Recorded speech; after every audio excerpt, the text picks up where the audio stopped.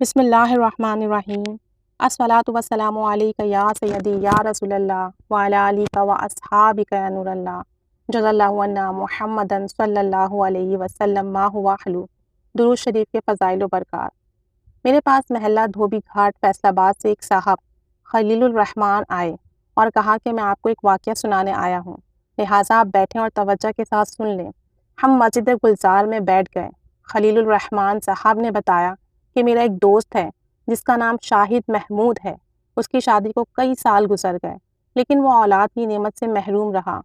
بہت کوششیں کی لیکن وہ کامیاب نہ ہوا۔ ہر طرح کا علاج کیا، ہر طرح کی دوا کی، لیکن فائدہ نہ ہوا۔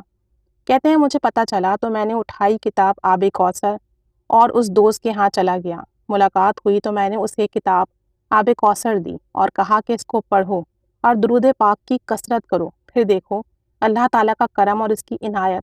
اور یہ تقریباً 10-11 ماہ پہلے کی بات ہے، 10-11 مہینے پہلے کی بات ہے۔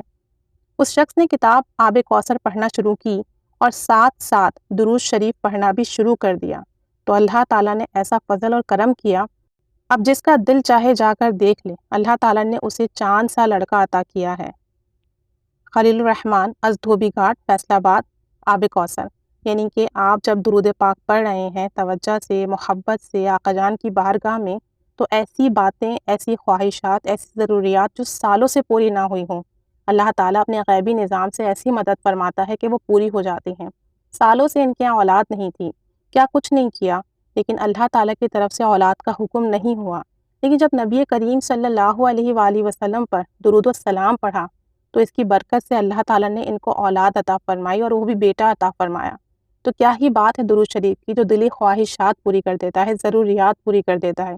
اگر درود پاک پڑھ کر کسی کی خواہشات پوری نہ ہوں، ضروریات پوری نہ ہوں، مسائل حل نہ ہو، تو بے شک درود پاک میں کمی نہیں، ہمارے پڑھنے میں کمی ہے، ہماری توجہ میں کمی ہے، ہمارے ادب میں، ہمارے خلوص میں، ہماری نیت میں کمی ہے۔ تو درود پاک پڑھیے توجہ، محبت، ادب کے ساتھ اور پڑھتے جائیے، انشاءاللہ تعالیٰ بگڑے کام بھی بنیں گے، ایسی خواہشات اور حاجات بھی پوری ہوں گی جو آپ کو ناممکن لگتی ہو، کیونکہ درود پاک اسم اعظم کا درجہ رکھتا ہے، اور ایسا ہو ہی نہیں سکتا کہ اسم اعظم کے ساتھ آپ کا کام نہ ہو، آپ کی دعا پوری نہ ہو۔ تو درود پاک پڑھیے اور پڑھتے جائیے، اللہ تعالیٰ سب کو توفیق عطا فرمائے، آمین۔ صلی اللہ علی محمد صلی اللہ علیہ وآلہ وسلم۔